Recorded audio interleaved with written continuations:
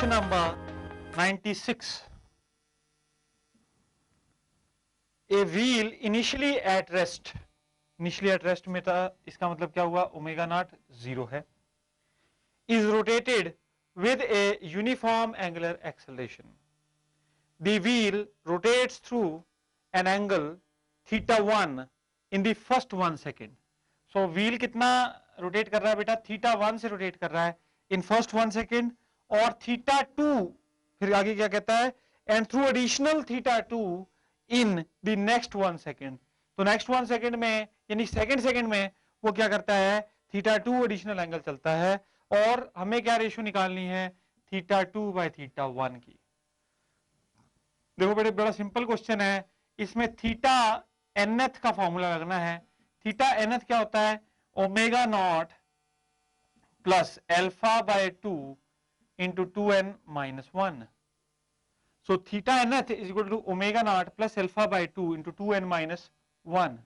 सो n कितना है बेटा, 1 पहले सेकंड में, तो theta 1 will be equal to alpha by 2, n की जगह क्या पुट करोगे 1, तो ये 1 आ जाएगा बेटा, 2 माइनस 1 1. अच्छा थीटा 2 यानी सेकंड में जो एंगल चला वो थीटा 2 है, तो थीटा 2 किसके बराबर हो जाएगा, अल्फा 2, क्योंकि ओमेगा नॉट तो 0 है बेटा दोनों में ही, तो into alpha by 2 into 2 into 2 4 minus 1 3. So बेटा इसका मतलब क्या हुआ, theta 2, this implies that theta 2 by theta 1 is equal to 3:1, is equal to 3:1. So answer क्या बनता है बेटे, answer becomes B for Bombay. Next 97th question. 97th question देखेंगे अब.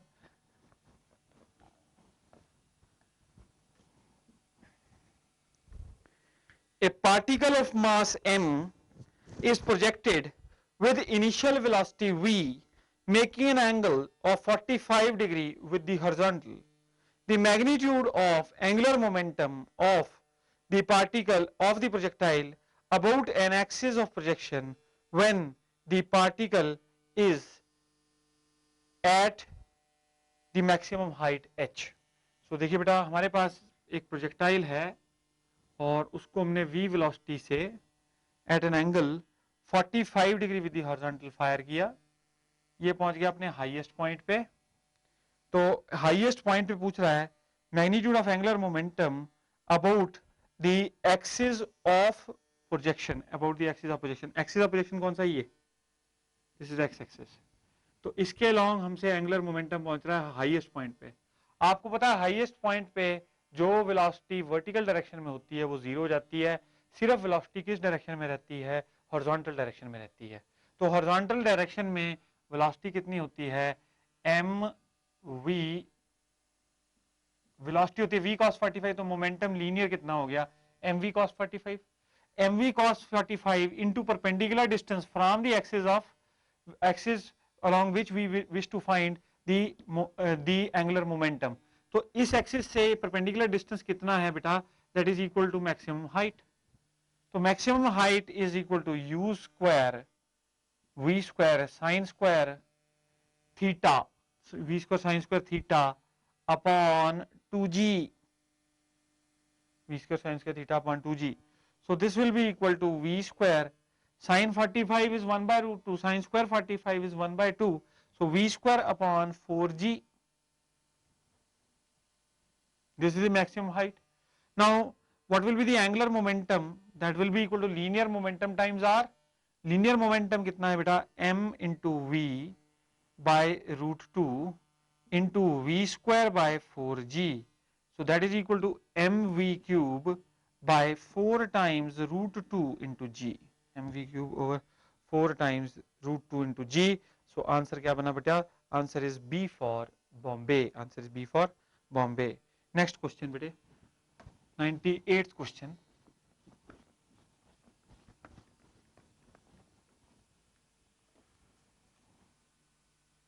Question number 98. A uniform sphere of mass 200 gram rolls without slipping on a plane surface so that its center moves at a speed of 2 centimeter per second. Its kinetic energy is. तो देखो बेटे role कर रहा है uniform sphere, तो इसका total energy हमको चाहिएगा। तो टोटल एनर्जी क्या होता है, kinetic energy of rotation plus kinetic energy of translation. So जो टोटल एनर्जी आएगा that will be equal to half into 2/5 mr square into omega square plus half mv square. So this will be equal to 1/5 mv square plus half mv square.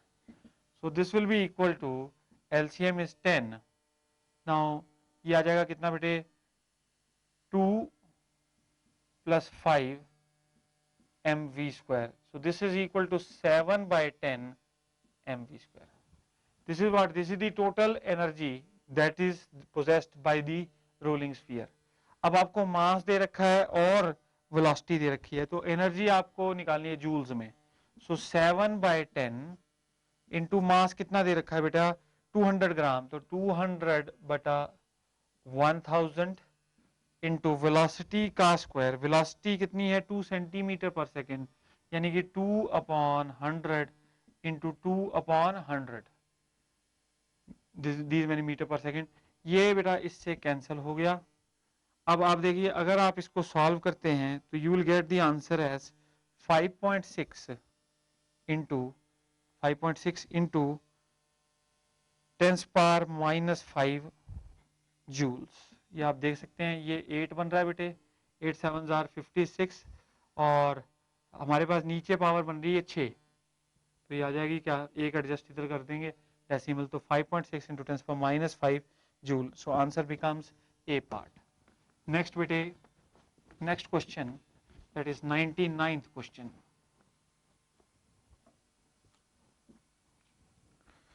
If a constant torque of 500 Newton meter, so torque कितनी है बेटे, 500 Newton meter, turns a wheel of moment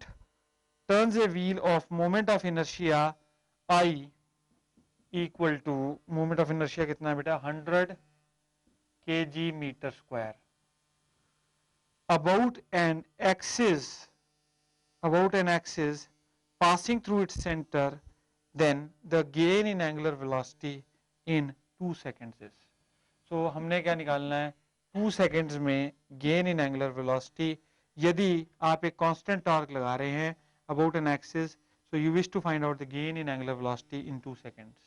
So बेटा देखो इससे हम क्या, इस data से हम क्या निकाल सकते हैं, we can find out alpha because you know torque is equal to I into alpha. So torque is 500 is equal to 100 times alpha. So alpha is 5 radian per second square. Now omega is equal to omega naught plus alpha into t. So omega minus omega naught is the gain in angular velocity, that is equal to alpha is 5 and time is 2 seconds. So omega minus omega naught यानी gain कितना हो गया, 10 radian per second. So beta gain of angular velocity is 10 radian per second. So answer becomes A part. Answer is A part. Next beta 100th question.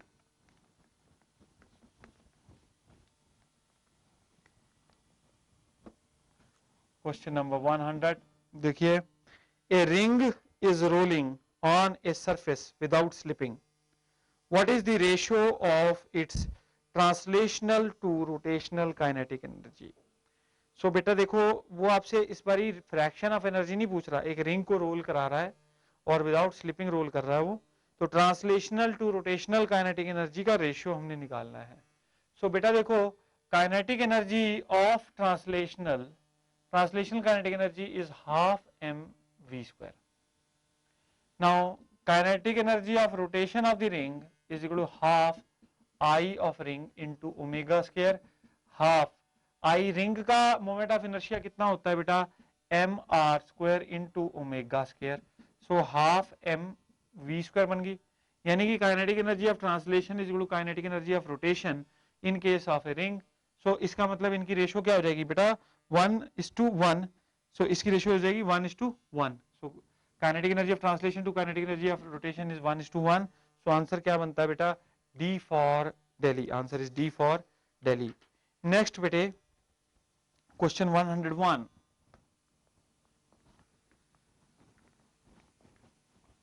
Question number 101. A homogeneous disk with a radius of the disk is how much? 0.2 meter and mass 5 kg, rotates around an axis passing through the center. The angular velocity of rotation of the disk as a function of time is given by the formula omega is equal to 2 plus 60. Omega is equal to 2 plus 60. The tangential force applied on the rim of the disk is. So बेटा हमने tangential force निकालनी है rim पे और हमने क्या दिया हुआ है, एक homogeneous disk दी हुई है और उसका रेडियस बता रखा है, मास बता रखा है.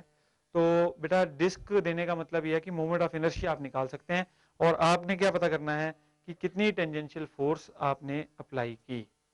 तो देखिए टेंजेंशियल फोर्स होती है, कोई भी टॉर्क होती है फोर्स इनटू परपेंडिकुलर डिस्टेंस. तो आप देखिए सबसे पहले आप क्या करिए, यहाँ पे एंगुलर एक्सेलरेशन अल्फा निकाल लीजिए. अल्फा क्या हो जाएगा बेटा, d omega by d t, that is equal to d by d t of omega कितना है 2 plus 60, that is equal to 6. Alpha is equal to 6. आप देखिए बेटा F into are is equal to I into alpha. तो F into r कितना है बेटे 0.2 is equal to आई कितना हो जाएगा, I is half M R square, 0.2 into 0.2 into alpha. Alpha आपने निकाल लिया है, इसकी वैल्यू यहां रख दीजिए 6 है. तो F आप निकाल सकते हैं आप कैसे, ये 0.2 एक 0.2 के साथ कैंसिल, ये 2 और ये 0.1, ये कितना आ गया बेटा 30 into 0.1 3 newton. So answer is 3 newton. Answer becomes C part, answer is C part. Next बेटे 102, क्वेश्चन नंबर 102.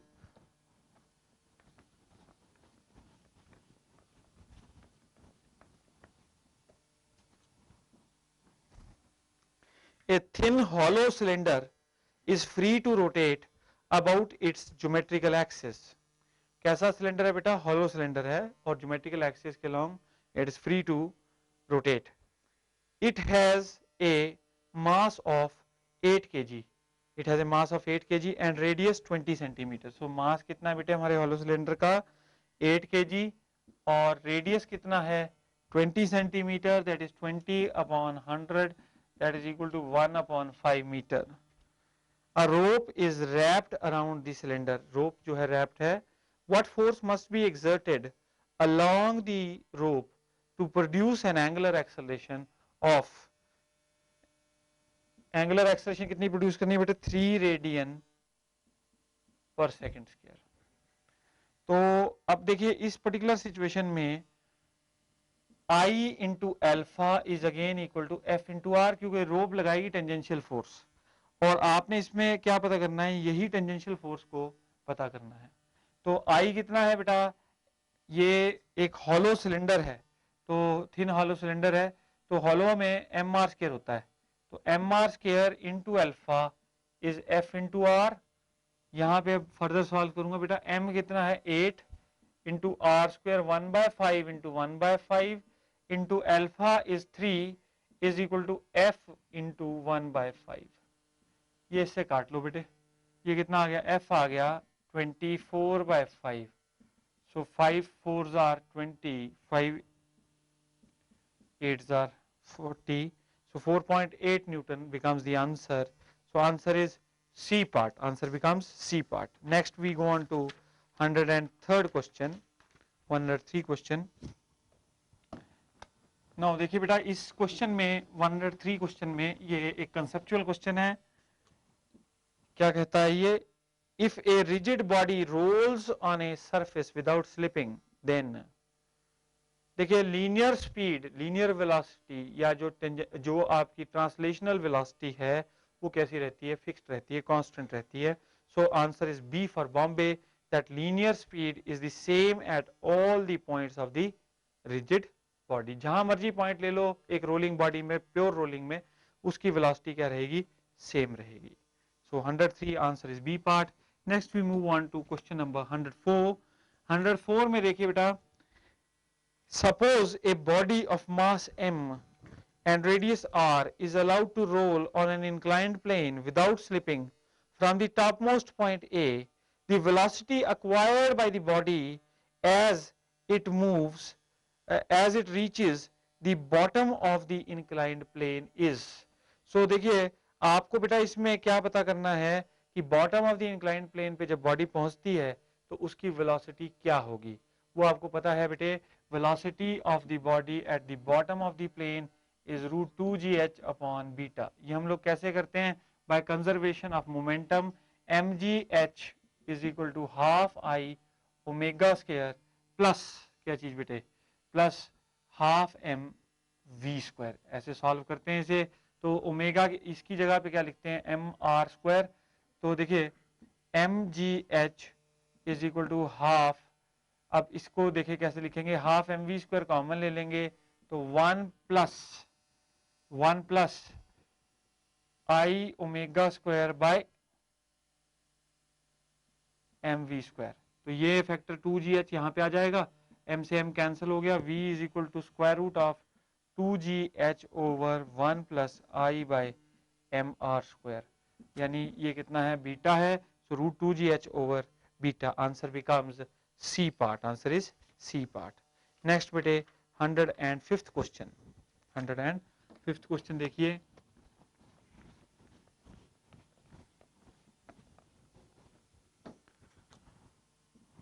क्या कह रहा है. A ring of mass m and radius r is melted and then molded in a sphere. The moment of inertia of the sphere will be.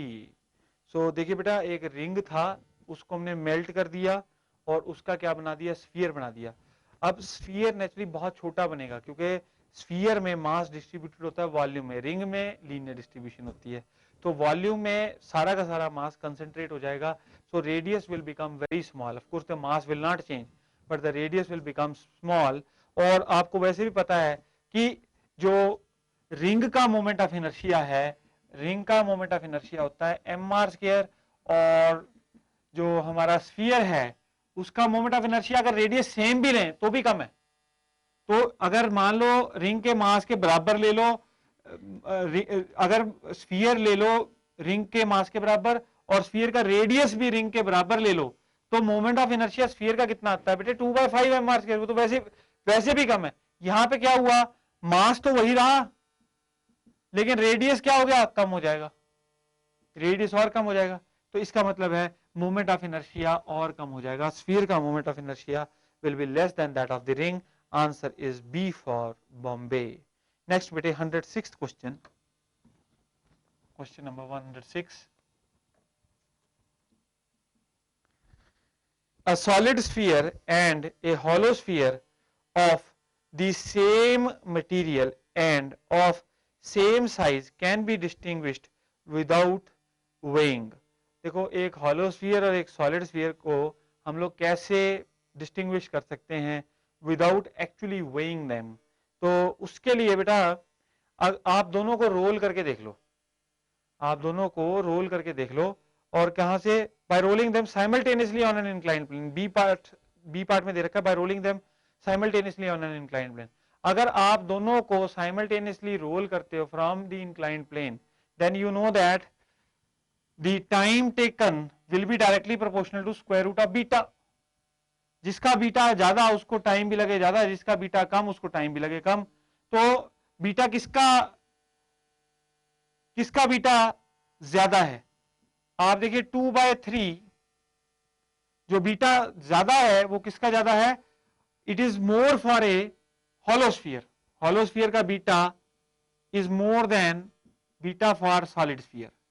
तो इसका मतलब क्या है, पहले कौन पहुंच जाएगा, सॉलिड स्फीयर इंक्लाइन में बॉटम में पहले पहुंच जाएगा. तो अगर दोनों को हॉलो और सॉलिड को हम साइमल्टेनियसली रिलीज करते हैं तो हम पाते हैं कि सॉलिड स्फीयर बॉटम पे पहले पहुंच जाता है.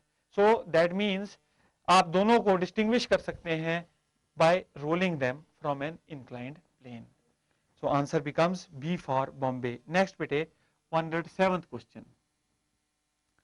Point mass is 1 kg, 2 kg, 3 and 4 kg are lying at the points.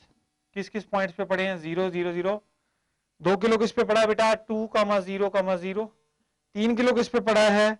0 3 0. और 4 किलो किस पे पड़ा है? -2 0. -2 0. The moment of inertia of this system about the x-axis will be. So moment of inertia इस सिस्टम का about x-axis निकालना है आपने. So देखो बेटा ये पोजीशंस दे रखी हैं आपको. अब जिन जिन जो x-axis पे ही लाई करते हैं उनका मोमेंट ऑफ इनर्शिया क्या हो जाएगा? 0. अब ये बॉडी x-axis पे लाई करती है, ये पॉइंट मास x-axis पे लाई करता है, लेकिन ये वाला y-axis पे लाई करता है. तो x-axis से इसकी दूरी कितनी है? 3. तो इसका मोमेंट ऑफ इनर्शिया कितना हो गया बेटा? 3 × 3 का स्क्वायर. अच्छा, ये दूसरा प्लेन पे लाई कर रहा है. अगर ये प्लेन पे लाई कर रहा है तो अब हमने तो एक्स एक्सिस से मोमेंट ऑफ इनर्शिया निकालना है. तो बेटा अगर देखो मैं इसका पोजीशन दिखाता हूं आपको. ये अगर मैंने एक्स एक्सिस ले लिया और ये सपोज कीजिए वाई एक्सिस ले लिया और ये दोनों कौन से हैं? नेगेटिव साइड के हैं. नेगेटिव साइड पे हैं तो नेगेटिव साइड मींस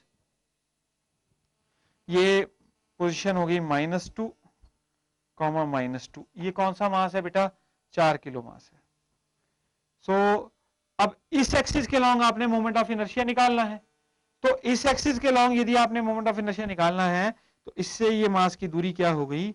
इससे ये मास की दूरी हो गई -2, यानी कि -2 या 2 दूरी हो गई. तो अगर -2 दूरी हो गई तो ये बेटा कितना हो जाएगा? इसका प्लस हो जाएगा इसमें moment of inertia mass times distance का स्क्वायर. डिस्टेंस तो हमेशा पॉजिटिव ही रहता है ना. तो मास टाइम डिस्टेंस का स्क्वायर. ये कितना आ गया बेटे? 27 + 16. सो ये कितना आ गया बेटा? 43. So answer becomes 43 kg metre square. Answer is A part. Answer is A part. Next बेटे 108th क्वेश्चन.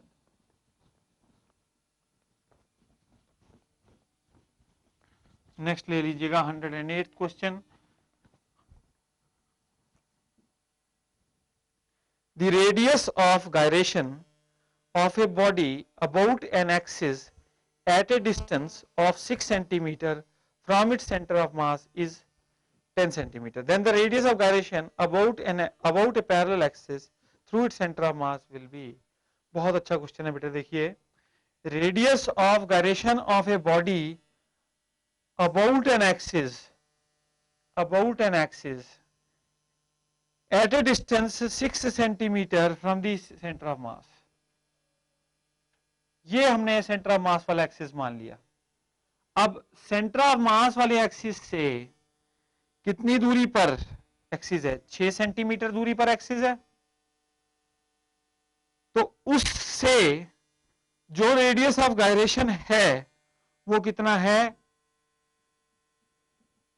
10 है. आपने किससे रेडियस ऑफ गायरेशन निकालना है? आपने रेडियस ऑफ गायरेशन निकालना है about A parallel axis through its centre of मास. तो सेंटर ऑफ मास से आपने रेडियस ऑफ गायरेशन निकालना है के डैश. नाउ बेटा सेंटर ऑफ मास के लॉन्ग अगर आपने एक्सिस मान लिया के डैश, मतलब के डैश मान लिया रेडियस ऑफ गायरेशन, तो सेंटर ऑफ मास के लॉन्ग मोमेंट ऑफ इनर्शिया कितना हो गया? एम के डैश का स्क्वायर. अब हम पैरेलल एक्सिस थ्योरम बड़ी आसानी से लगा सकते हैं. पैरेलल एक्सिस थ्योरम कैसे लगा सकते हो? Moment of inertia about this axis, ये पैरेलल एक्सिस है ना बेटा आईपी. तो IP is equal to I centre of mass plus mass times distance square between the two axis. Distance का स्क्वायर कितना है बेटा? 6 का square between the two axis. तो अब आप देखिए आईपी कितना है? Moment of inertia about this parallel axis will be equal to m into 10 का square, that is equal to m into k dash का स्क्वायर प्लस बेटे m into 6 का स्क्वायर. m थ्रू आउट काट लो तो आपके पास क्या आ गया? k डैश का स्क्वायर किसके बराबर हो गया? 10 का स्क्वायर माइनस 6 का स्क्वायर. ये हो गया 100 माइनस 64, ये हो गया k डैश का स्क्वायर, तो k डैश कितना हो गया बेटा 8 सेंटीमीटर, यानी कि जो radius of gyration from a axis passing through centre of mass is 8 centimetre. So answer देखिए, answer is B for Bombay. This was a very nice question बेटे। Next question 109, next question 109,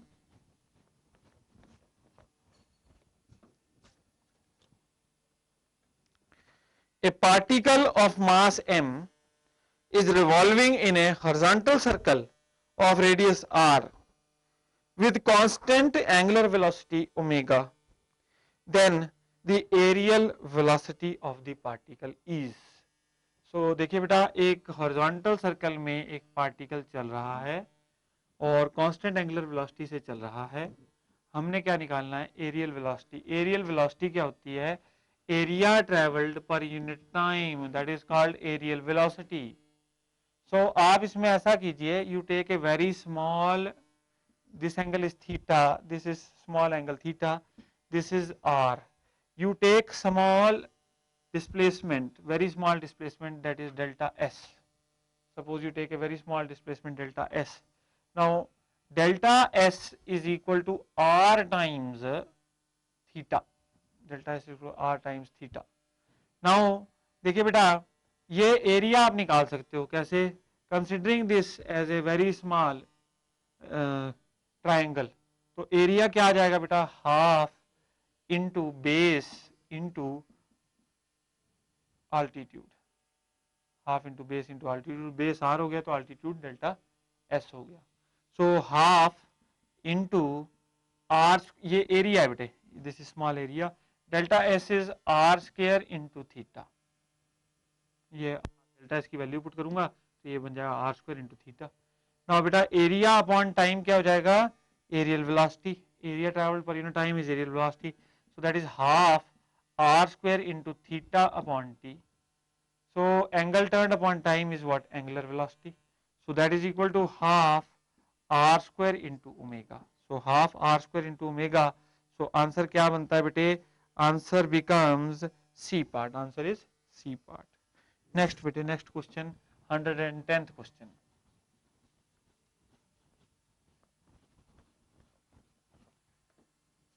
110th question.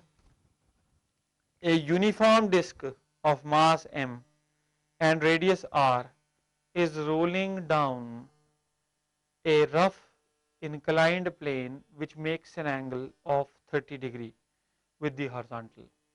If the coefficient of static and kinetic friction are each equal to mu and the only forces acting are gravitational and frictional, then the magnitude of frictional force acting on the disk is.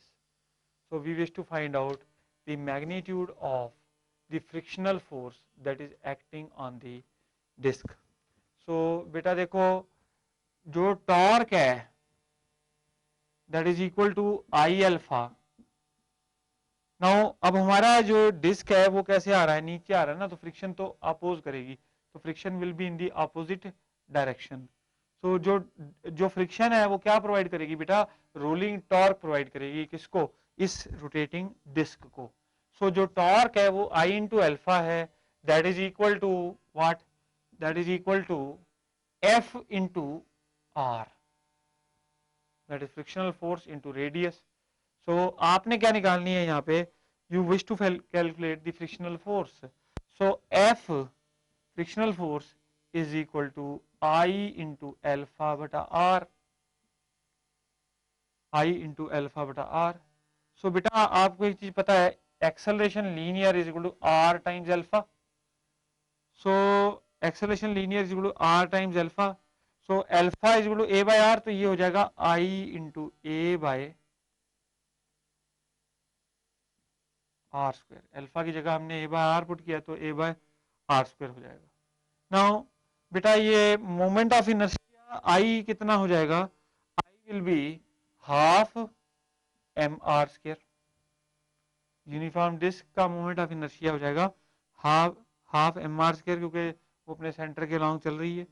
अच्छा acceleration क्या हो जाएगी बेटे, acceleration हो जाएगी g into sine of theta upon beta for disc. अच्छा ये इधर आ जाएगा बेटा आर स्क्र, ये आर स्क्र से आप आर स्क्र काट दो, ये क्या आ गया। नाउ बीटा फॉर डिस्क भी निकालना पड़ेगा बेटा, बीटा फॉर डिस्क क्या हो जाता है 1 plus I by M R square है ना बीटा, तो 1 प्लस डिस्क का है moment of inertia half M R square, तो 1 प्लस हाफ कितना हो गया बेटा 3/2। अब यहां पे देखिए, यहां पे 1/2 इंटू एम इंटू जी इंटू एंगल कितना बेटे sin 30, sin 30 इज हाफ। अच्छा अपॉन बीटा कितना बेटे 3/2, तो एक ये कैंसिल हो गया, ये कितना आ गया mg/6। ये mg/6 कैसे एक्ट करेगा बेटा, this will act in the upward direction, so answer becomes C part mg/6 in the upward direction because the object is going down. ये रोलिंग जो हो रही है डिस्क की वो कैसे हो रही है, डाउनवर्ड रोलिंग हो रही है ऐसी, तो इसलिए फ्रिक्शन कैसे एक्ट करेगी, अपोज करेगी, so friction will be acting in the opposite direction. Now beta next 111th question, 111th question देखेंगे अब।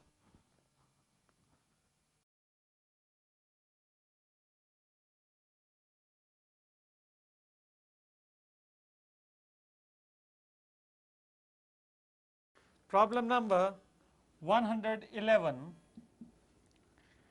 moment of inertia of a uniform rod of length L and mass m about an axis passing through L/4 from one end and perpendicular to its length is। so देखिए बेटा एक rod है हमारे पास और इस rod पे एक and से कितना L/4 दूरी पर we wish to calculate the moment of inertia। so and से तो सेंटर से कितनी दूरी होगी बेटा L/4 only।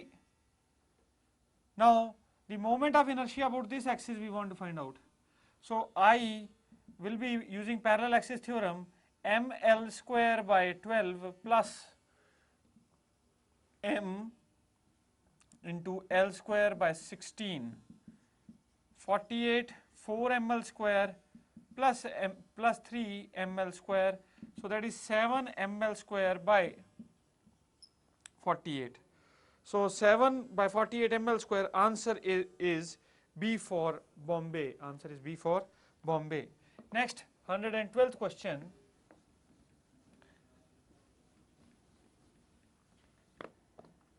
112th question देखिए बेटा, the diameter of a flywheel is increased by 1%, increase in moment of inertia about the central axis is। so देखिए बेटा जो मोमेंट ऑफ इनर्शिया है वो एक फ्लाई व्हील का होता है M R square, so I proportional हो गया आर स्क्र के, आई प्रोपोर्शनल हो गया डी स्क्र के, delta I by I is equal to 2 times delta D by D into 100, तो परसेंटेज चेंज आ जाएगा, तो परसेंटेज इंक्रीज होगा आई में, वो कितना परसेंट हो जाएगा बेटा, दिस विल बी 1% इंक्रीज हुआ डायमीटर में, तो 2% का इंक्रीज हो गया किसमें, मोमेंट ऑफ इनर्शिया में, answer becomes C part, answer is C part. Next बेटे 113th question, 113th question, 3 point masses each of mass m are placed at the corners of an equilateral triangle of side L, the moment of inertia of this system about an axis along one side of the triangle is। so बेटा हमारे पास एक equilateral triangle है और इसके corners पे मास m पड़ा है और लेंथ कितनी है बेटा, दी corner of A triangle of side L, तो हमने क्या निकालना है, moment of inertia of the system along one side of the triangle. Suppose आप इस साइड के लॉन्ग निकालना चाहते हो मोमेंट ऑफ इनर्शिया, तो बेटा इस मास का डिस्टेंस आपको चाहिएगा किससे, इस एक्सिस से, और इन दोनों मासेस का moment of inertia about this axis will B 0। सो आपको ये वाला डिस्टेंस चाहिए बेटा, ये you need this particular distance. ये डिस्टेंस आप कैसे निकाल सकते हो, ये बेटा l है, ये l/2 है, तो ये वाला डिस्टेंस कितना हो जाएगा, square root of l square minus l square by 4 that is √3l/2, that is equal to √3l/2। So बेटा अब इस एक्सिस से ये मास √3l/2 दूरी पर है, मोमेंट ऑफ इनर्शिया निकाल लीजिए, तो सिर्फ इसी का मोमेंट ऑफ इनर्शिया आएगा m इंटू √3l/2 का whole square, that is 3/4 ml square, 3/4 ml square. यानी आंसर क्या बना बेटा, answer is D for Delhi, answer is D for Delhi. Next बेटे 114th क्वेश्चन देखेंगे।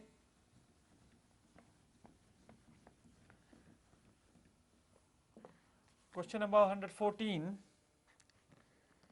The moment of inertia of a body depends on its volume, volume पे depend नहीं करता बेटे, energy, it does not depends upon energy of the body, surface area, it does not depend upon surface area, it depends upon mass and size of the body, it depends upon mass and size of the body. So answer is D for Delhi. Next बेटे 115th question. Radius of gyration of a body is independent of its mass. It is independent of its mass because आपको पता है बेटे, देखो radius of gyration होता है root mean square of the distances r1 square r2 square plus so on up to rn square by n। तो इस particular expression में कहीं भी मास नहीं आता, सो इसलिए radius of gyration is independent of mass, it is not depending upon mass, so answer becomes A part, answer is A part. Next beta question number 116. Question number 116. The spokes used in the wheel of a bicycle increase its, देखिए बेटा हम bicycle के wheel में spokes का इस्तेमाल करते हैं।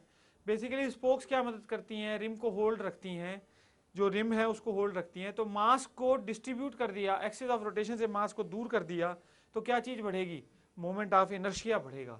सो 116th answer is A part, we increase the moment of inertia. Next बेटे question number 117। Moment of inertia of a circular loop of radius r about axis of rotation parallel to a horizontal diameter at a distance r/2 from it is. So देखिए आपको क्या निकालना बेटे, एक circular रूप है of radius r about the axis of rotation parallel to horizontal diameter at a distance r/2 from it. तो हमारे पास एक सर्कुलर रूप रेडियस r का, और ये हो गया सेंटर बेटा, हॉरिजॉन्टल डायमीटर, ये हो गया डायमीटर, और इससे कितनी दूरी पर है, at a distance r/2 from it, यानी r/2। आप यानी कि बेटा इस एक्सिस पे मोमेंट ऑफ इनर्शिया पता करना चाहते हो, about diameter moment of inertia is equal to mr²/2।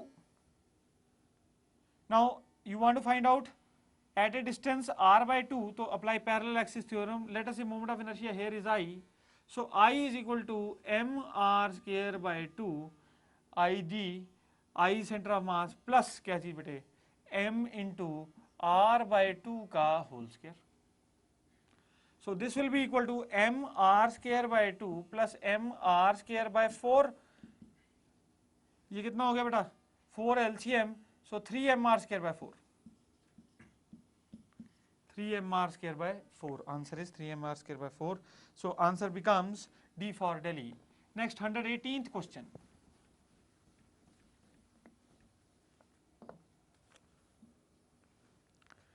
A ring of mass m and radius r rotates about an axis passing through its center and perpendicular to its plane with an angular velocity omega. Its kinetic energy is, so ring is rotating, बेटा एक ring rotate कर रहा है about an axis that is perpendicular to the plane of the ring and passing through the center. तो आपको निकालना है that what is the kinetic energy about this rotational axis. So kinetic energy about this rotational axis is half I omega square. तो बेटा I क्या हो जाएगा moment of inertia, half M R square into omega square. So the kinetic energy is equal to half m r square into omega square. Answer क्या बनता है बेटा 0.5 m r square omega square. Answer is B for Bombay. Answer is B for Bombay. Next बेटे 119th question.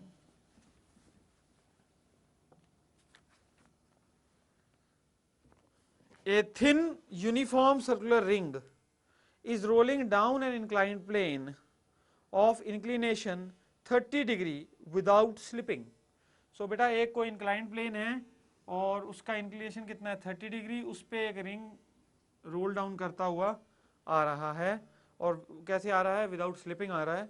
आपने क्या निकालना है बेटा, it's linear acceleration along the inclined plane. You will find the linear acceleration along the inclined plane. So बेटा acceleration जो down the plane होती है g sin theta over beta.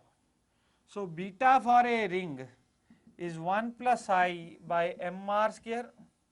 That is 1 plus mr square. Ring का moment of inertia about center is mr square. 1 plus mr square by mr square. This will be equal to 1 plus 1, that is equal to 2. So beta for ring is 2.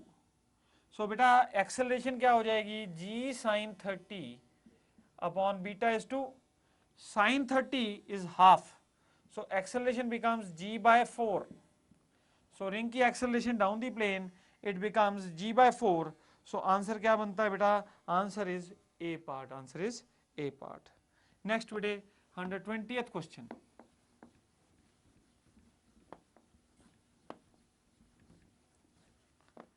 Question number 120. Moment of inertia of a solid sphere about an axis tangential to its surfaces. So बेटा ये देखिए हमारे पास ये एक sphere है और हमने पता करना है moment of inertia of this sphere about an axis that is tangential to this sphere. So बेटा इस एक्सिस के along, ये कौन सा एक्सिस है, सेंटर ऑफ मास वाला एक्सिस है, इसके along मोमेंट ऑफ इनर्शिया है 2/5 mr स्क्वायर. सो I मान लीजिए इसके along होगा तो ये कितनी दूरी पर है, दोनों एक्सिस के बीच में दूरी कितनी है बेटा, r दूरी है. So I is equal to I centre of mass plus mr square. So that is equal to 2/5 mr square plus mr square, that is equal to 7/5 mr square.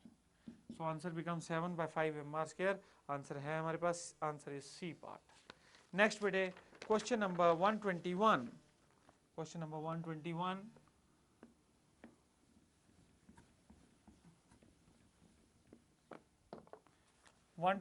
Question देखेंगे.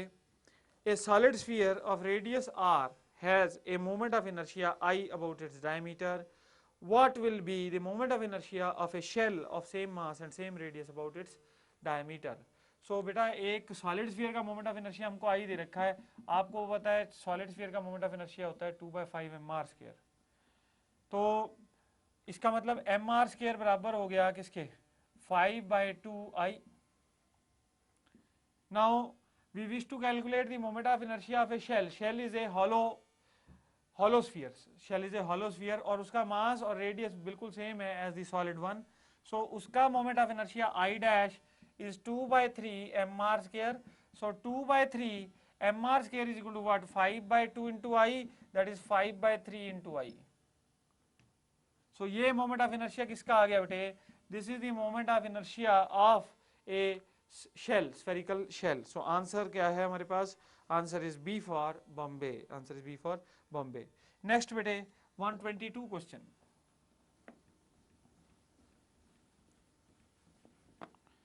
Question number 122.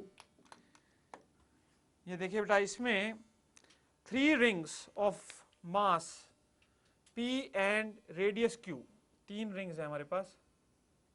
ये 3 rings बना रहा हूं मैं आपके सामने. देखिए बेटा, एक रिंग, 2 रिंग और थर्ड रिंग लाइक दिस. तीनों आइडेंटिकल रिंग्स हैं. तीनों का मास क्या है, इसका मास भी P, इसका मास भी P और इसका मास भी P. और तीनों का रेडियस हमको दिया हुआ है Q and Q and Q. So the radius is also same. तो कहता है ये एक एक्सिस बनाया उसने y y dash, Now what he says, the moment of inertia of the arrangement about y dash, इसके along moment of inertia निकालना चाहते हैं इस particular given system का. तो आप देखिए बेटा, moment of inertia about this axis will be equal to moment of inertia of this plus moment of inertia of this plus moment of inertia of this, net moment of inertia. Net moment of inertia of all the entities is equal to sum. Now आप देखिए बेटा, इसका इसके along तो पता है आपको moment of inertia. Similarly इसका भी इसके अलॉन्ग पता है. ये जो y डैश है ये इसके लिए डायमेट्रिकल एक्सिस है. तो इसके इस एक्सिस, ये एक्सिस क्योंकि इसके पैरेलल है डायमेट्रिकल एक्सिस के, सो यू कैन फाइंड इसका moment of inertia about this axis. So हम इसको मैं I1 कहूंगा. बेटा I1 किसके बराबर हो जाएगा? देखो, about the diameter the moment of inertia of a circle is pq² by 2 plus कितना बेटे pq², ये नहीं, ये कितना आ गया 3/2 pq². इसका moment of inertia about this axis is 3/2 pq².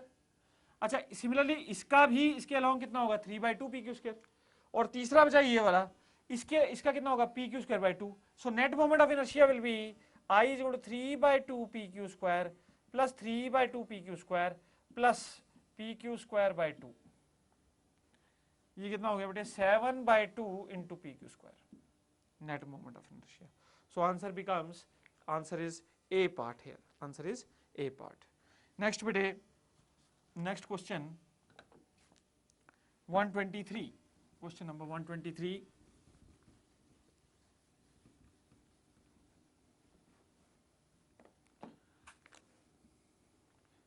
Two wheels A and B are mounted on the same axle.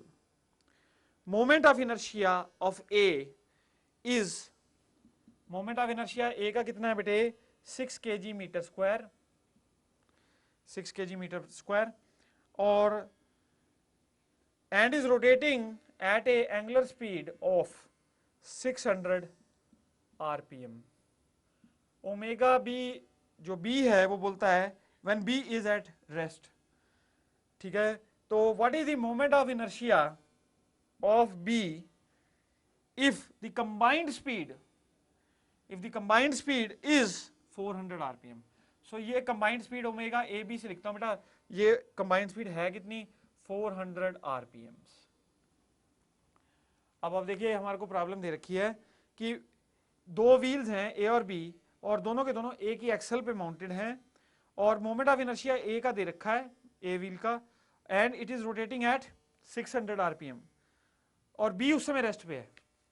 तो आपको ये कहता है कि what is the moment of inertia of B if their combined speed is 400 rpm. देखिए बेटा, इसमें कोई एक्सटर्नल टॉर्क नहीं आ रही, यानी कि जो angular momentum of the system remains conserved, यानी initial momentum of the system is equal to final momentum. Now what is final momentum of the system? Final momentum of the system is IA plus IB into omega AB. That is equal to initial momentum. Initial momentum is IA omega A plus beta 0, क्योंकि IB into omega B करोगे तो वो कितना आ जाएगा 0 आ जाएगा, because omega B is 0. ये initial momentum था, ये फाइनल मोमेंटम था. अब हमने यहां से क्या निकालना है? We want to find out IB. So बेटा IA कितना है 6 plus IB into combined speed कितनी है बेटा 400 rpm. This is equal to 6 into 600. Now अब देखिए बेटा, इसको आप क्या कीजिए, इसको 6 प्लस IB बराबर हो जाएगा 6 इंटू 600 बटा 400. ये कैंसिल कर दीजिए, 2 2 4, 2 3 6, तो 6 प्लस IB बराबर हो गया 9 के, यानी IB किसके बराबर हो गया बेटा 3 kg मीटर स्क्वायर के, यानी कि moment of inertia of the wheel B is 3 kg metre square. So answer becomes C part. Answer is C part. Now बेटे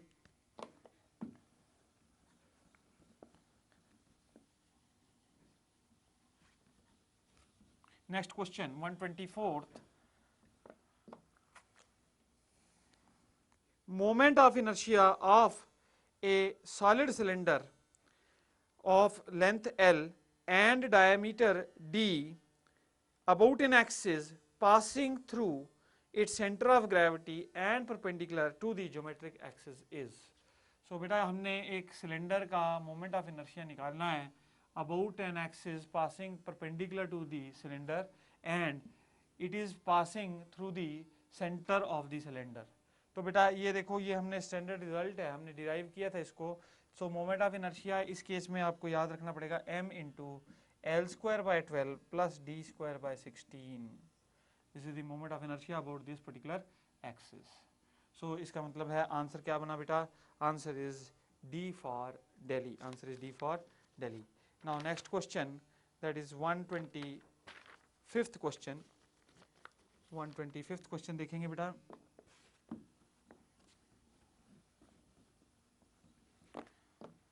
Question number 125.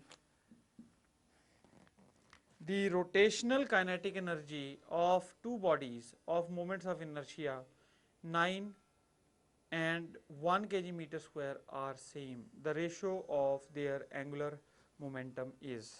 So हमारे पास क्या दे रखा है बेटा? इस केस में हमको कह रखा है कि the rotational kinetic energy of body 1 is equal to kinetic energy of body 2. तो रोटेशनल काइनेटिक एनर्जी सेम है. नाउ आपको मोमेंट्स ऑफ इनर्शिया दे रखे हैं. मोमेंट्स ऑफ इनर्शिया I1 कितना है बेटे? 9 और I2 कितना है? 1. और हमको क्या निकालना है? Ratio of there angular momentum. इसमें बेटा काइनेटिक एनर्जी आपको पता है L स्क्वायर बाय 2I होती है, क्योंकि मोमेंटम सेम है. सो नहीं sorry, kinetic energy is same, so we will be using this particular relation. That means L square proportional हो गया I के, यानी L is proportional to root of I, क्योंकि काइनेटिक एनर्जी दोनों की same है तो काइनेटिक एनर्जी कांस्टेंट ट्रीट कर लेंगे. So therefore this is L is proportional to root of I. L1 upon L2 is equal to root of I1 upon I2. So this is equal to root of 9 by 1, that is 3 by 1. So answer becomes 3:1. So answer क्या बना? D for Delhi. Answer is D for Delhi. Next बेटे 126th question. 126th question. Two discs have same mass and thickness. Their materials have densities D1 and D2. The ratio of their moments of inertia about their central axis will be. देखिए बेटा हमारे पास दो discus हैं, उनके masses same हैं, and let's say thickness is also same, तो T1 is equal to T2. So we say now बेटे masses same है और उनकी थिकनेस भी कैसी है? सेम है. हमें क्या निकालना है? Ratio of their moment of inertia about their central axis. So m1 equal to m2 है, तो इसका मतलब पाई r1 स्क्वायर, ये क्या हो गया? Area of the disc into thickness T1, that is equal to, अच्छा ये तो हुआ क्या बेटा? Volume. Volume into density D1 is equal to pi r2 square T2 into D2. Now ये हमारे पास क्या क्या लिखा हमने बेटा? Using the result we have written that volume into density mass of disc 1 is equal to mass of disc 2. अब आप देखिए बेटे r1 स्क्वायर बटा r2 स्क्वायर किसके बराबर हो गया? D2 बाय D1 के. आपको क्या निकालना है? मोमेंट ऑफ इनर्शिया की रेशियो निकालिए है ना, I1 by I2. So I1 by I2 is equal to half 1 by 2 m1 r1 square बटा 1 by 2 m2 r2 square. So r1 देखो m1 और m2 तो सेम है, तो मास मास कैंसिल हो जाएगा, हाफ हाफ कैंसिल हो जाएगा. r1 square by r2 square किसके बराबर आ जाएगा बेटे? D2 बाय D1 के. सो इसका मतलब मोमेंट ऑफ इनर्शिया की क्या रेशियो होगी? Density of second body by density of second disc by density of first disc. So answer is D for Delhi. Answer is D for Delhi. Next बेटे question number 127. The rotational kinetic energy of a body is E and its moment of inertia I. The angular momentum is. ये देखिए बेटा rotational kinetic energy is L square by 2I, you know that. So L is equal to root of 2EI. यानी angular momentum of the body is root 2EI. So answer क्या बना बेटा? Answer is C part. Answer becomes C part. Next बेटे question number 128.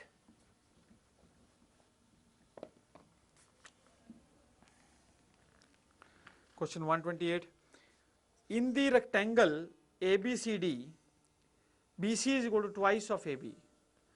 The moment of inertia is minimum along an axis through. तो देखिए बेटा हमारे को इस तरह से इस पर्टिकुलर प्रॉब्लम में we are given a rectangle,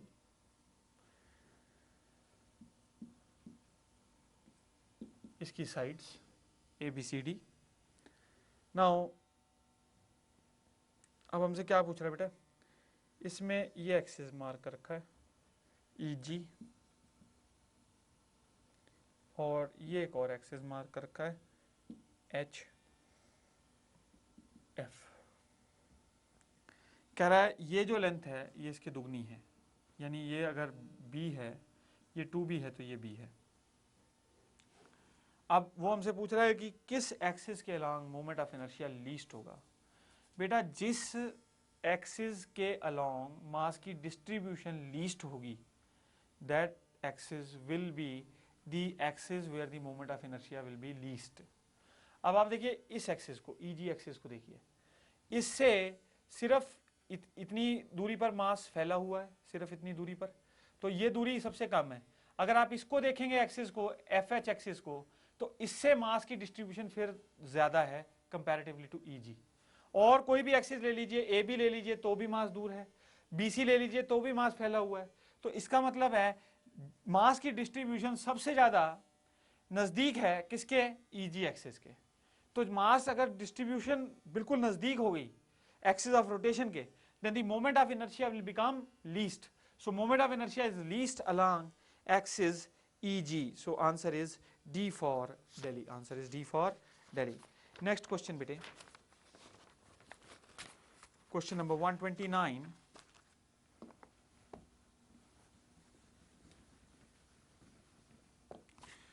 Figure shows a body of mass m revolving, moving with a speed v along a circle of radius r. So एक बॉडी है बेटा मास m की, and it is moving along this circular path, और circular path का radius क्या है r. अच्छा, और यूनिफॉर्म स्पीड से चल रही है, यानी कि स्पीड v है. Now he is asking us what is the change in the speed in going from P1 to P2. So ये देखिए ये पॉइंट्स मार्क्ड हैं इस पे. तो अगर यहाँ से यहाँ तक जा रही है बॉडी P1 से लेके P2 तक, तो चेंज इन स्पीड बताना है हमने. We want to find out what is the change in speed. So बेटा ये बहुत इजी क्वेश्चन है. देखिए यहाँ पे स्पीड v थी और यहाँ पे स्पीड v थी ऐसे टेंजेंशियल टू द सरफेस, क्योंकि बॉडी ऐसे चल रही है सर्कुलर पाथ में, तो उसकी जो लीनियर वेलोसिटी होती है दैट इज टेंजेंशियल. सो यहाँ पे v स्पीड थी, यहाँ पे भी v स्पीड थी. चेंज इन स्पीड क्या होगा, स्पीड का मैग्नीट्यूड तो बदला ही नहीं, तो चेंज इन स्पीड कितना हो जाएगा, v minus V, that is 0. So change in speed is 0. So answer क्या है बेटा, A part. Answer becomes A part. Next बेटे 130th क्वेश्चन, क्वेश्चन नंबर 130, वो भी इसी पे बेस्ड है. What is the change in velocity in going from P1 to P2. So अगर हमने क्या निकालना है बेटा, P1 से जब वो P2 तक जाता है तो चेंज इन वेलोसिटी कितना है. सो देखिए वेलोसिटी की जब बात आ गई तो डायरेक्शन आ गई, तो change in velocity refers to direction. So direction कैसे बेटा, देखो यहाँ पे वेलोसिटी इनिशियली ऐसे थी और यहाँ पे वेलोसिटी की डायरेक्शन ऐसे थी, तो चेंज इन वेलोसिटी मतलब this vector minus this vector, तो ये वेक्टर कैसा हो जाएगा, ऐसा. तो v और v, इसका रिजल्टेंट कैसे आएगा बेटा, v under root 2. So change in velocity तो हुआ कितना, v रूट 2. आंसर क्या बना बेटा, B for Bombay. Next 131, it is also based upon this particular concept. कहता है what is the change in angular velocity. बेटा देखो ऐसा है, ये constant angular velocity से जा रहा है, जो हमारा पार्टिकल है it is moving with constant angular velocity. So angular velocity यहाँ पे ओमेगा थी, तो यहाँ पे भी angular velocity क्या थी, ओमेगा. तो change in angular velocity कितना हो गया बेटे, change in angular velocity delta omega is 0. So change in angular velocity is 0. Answer क्या है बेटा, answer becomes A part. Answer is A part. Next 132 question. What is the average velocity in going from P1 to P2। So बेटा P1 से P2 तक जाने के लिए हमसे पूछ रहा है कि what is the average velocity.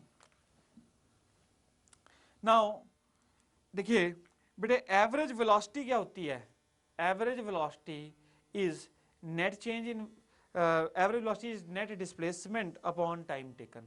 So आप ये डिस्प्लेसमेंट निकाल सकते हैं कैसे बेटा, देखिए यहां से यहां तक गया तो डिस्प्लेसमेंट ये हुई, ये लेंथ, ये displacement is the shortest distance between P1 and P2। ये r है बेटे, ये भी r है, तो ये कितना हो गया r under root two, this is r under root two. So displacement हुई r अंडर रूट टू। अब हमने निकालना है टाइम कितना लगा उसको यहां से यहां तक पहुंचने के लिए। बेटा वो स्पीड v से चल रहा है, ठीक है, स्पीड v से चल रहा है, उसने डिस्टेंस कितना कवर किया, इस सर्कल का 1/4 सर्कमफ्रेंस। पूरा सर्कमफ्रेंस कितना है बेटा 2 पाई r बाय 4, कितना हो गया पाई r बाय 2 का डिस्टेंस उसने ट्रेवल किया। Now speed is equal to distance upon time, so time will be equal to distance upon speed, so distance traveled by the person is pi r by 2 और speed कितनी है बेटा v, so this is the time, this is the time। अब देखिए ये time हो गया और डिस्प्लेसमेंट कितनी है उसकी, डिस्प्लेसमेंट को डेल्टा एस से डिनोट करता हूं, डिस्प्लेसमेंट कितनी है बेटे r रूट टू। ऐसा कीजिए अब आपको एवरेज वेलोसिटी निकालनी है ना, तो नेट डिस्प्लेसमेंट कितनी है r under root two upon यहां तक पहुंचने में टाइम कितना लगा पाई r 2v। सो ये देखिए r से r कैंसिल हो गया, 2 root two into V upon pi, 2 root two into V upon pi. So देखिए हमारे पास आंसर है, yes answer becomes D for Delhi, answer is D for Delhi. Next 133rd question,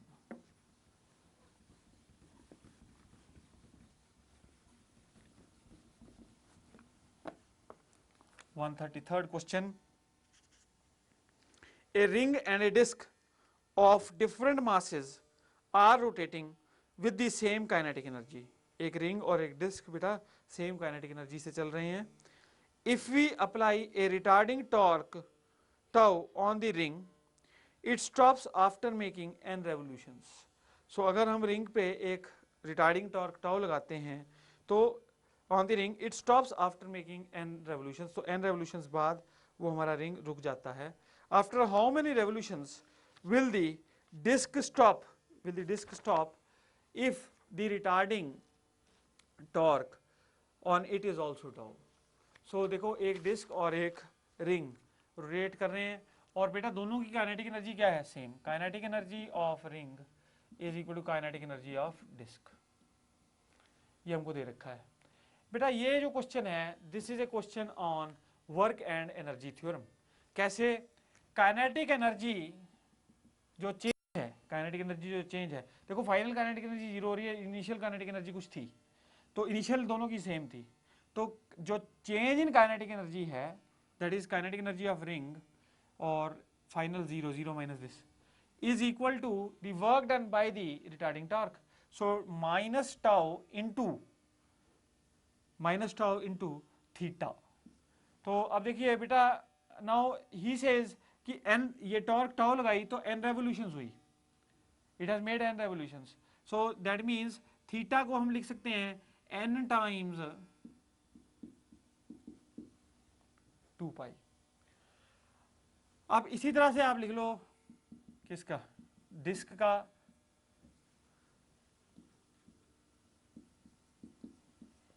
N dash into 2 pi. Disc के लिए final kinetic energy zero minus initial kinetic energy that is equal to work done by the retarding torque that is minus tau into angle. So अगर आप इन दोनों को divide करो बेटा ये तो सेम है दोनों का, तो रेशो 1 आ जाएगी ना, तो इसका मतलब N dash will be equal to N, यानी जितनी रेवोल्यूशन बाद रिंग रुके उतनी रेवोल्यूशन बाद डिस्क रुके। सो आंसर बिकम्स, आंसर क्या बनता है बेटा B for Bombay, answer is B for Bombay. Next 134th question,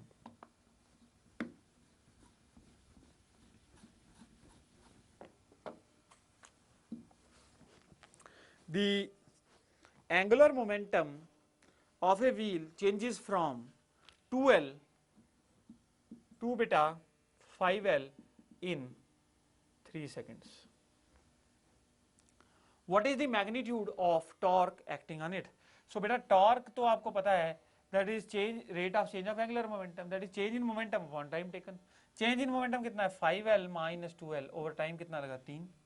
So ये कितना हो गया बेटे 3L by 3 is L only. So torque is equal to L. Answer है हमारे पास. Answer becomes D for Delhi. Answer is D for Delhi. Next बेटे 135th question. 135th question देखिए. A uniform disk of radius r and mass m can rotate on a smooth axis passing through its center and perpendicular to its plane. A force F is applied on its rim. What is the tangential acceleration? So देखिए बेटा, ऐसे हमारे पास एक disc है, इसका radius r है और इस डिस्क का मास m है. अब वो हमसे कह रहा है कि हमने एक फोर्स लगाई, a force F is applied on its rim, तो इसके रिम पे F फोर्स लगा दी हमने, और वो हमसे कहता है कि डिस्क स्टार्ट्स रोटेटिंग. जब फोर्स F लगाई तो कहता है what is the tangential acceleration. Now tangential acceleration ढूंढने के लिए बेटा देखो ये टर्निंग, ये फोर्स कैसा इफेक्ट प्रोड्यूस करिए, टर्निंग इफेक्ट. सो ये टर्निंग इफेक्ट किसके बराबर होगा F into R. So that is equal to I into alpha, that is equal to I into alpha. और देखिए बेटा F into are is equal to, अब disc का मोमेंट ऑफ इनर्शिया क्या होगा half m r square into आपसे पूछा गया है लीनियर एक्सेलरेशन. सो लीनियर यानी tangential acceleration is r times alpha, alpha is equal to a by R. So यहां पे बेटा क्या हो जाएगा a बाई आर, ये एक r कैंसिल कर दो, ये क्या हो जाएगा r से r कैंसिल हो गया. सो लीनियर एक्सेलरेशन कितनी होगी बेटे, that is equal to 2 times f upon m. 2f this is equal to, देखिए बेटा f into are is equal to I into alpha half M R square into alpha. So alpha, एक minute बेटे, यहाँ देखिए f into are is equal to I into alpha. So f into R becomes equal to half M R square into alpha. एक R कर दो cancel. सो आपके पास alpha कितना आ गया बेटा, एल्फा आ गया 2 times f upon m into R. So देखो बेटे एल्फा होता है a is equal to R times alpha. So a is equal to R into alpha कितना हो जाएगा बेटे r times alpha 2f by m into R. So linear acceleration is 2f upon m. So linear acceleration becomes 2f by m. So answer क्या हुआ बेटा, answer becomes, answer is equal to 2f by m. Answer is A part. Answer is